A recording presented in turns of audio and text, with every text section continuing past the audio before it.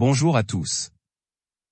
Bienvenue sur cette chaîne, si vous êtes nouveau, n'hésitez pas à vous abonner, c'est parti. Suárez va quitter le club national. Arrivé en juillet dernier, Luis Suárez va quitter le club national, Montevideo, à la fin de l'année civile. Le national lui permettra de rester en forme pour la Coupe du Monde. C'est ce que nous avons convenu et il a fait un énorme effort pour venir ici. Je dis cela pour éviter de générer des attentes de la part des fans. Luis va partir, a indiqué lundi soir José Fuentes, le président du club national, à TNT Sport Argentine. En 8 matchs de championnat uruguayen, Luis Suárez a inscrit 4 buts et délivré 3 passes décisives. Notre avis, et si cette petite parenthèse uruguayenne avait relancé Luis Suárez avant une dernière pige en Europe? Le Barça surveille Asensio.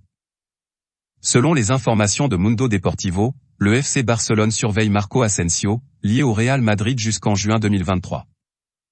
Si sa situation contractuelle n'évolue pas d'ici cet hiver, alors les Blaugrana pourraient passer à l'offensive pour tenter de recruter l'ex-futur star des Merengues, qui a joué 11 minutes en Liga, note de la rédaction, 2 matchs, depuis le début de la saison. Notre avis, son possible statut de joueur libre rendrait les choses possibles. Mais Marco Asensio aurait-il sa place dans le nouveau 11 du FC Barcelone? Et pense à Vanderson. Sous contrat avec l'AS Monaco jusqu'en juin 2027, Vanderson serait dans le viseur du FC Barcelone, d'après le quotidien espagnol Sport. L'été dernier, le club catalan aurait tenté une approche pour l'arrière droit brésilien tout comme plusieurs formations de Premier League, Manchester United et Newcastle notamment. Son profil de joueur physique plairait particulièrement à Xavi. Cependant, l'ASM ne serait pas prête à lâcher le Brésilien contre moins de 60 millions d'euros.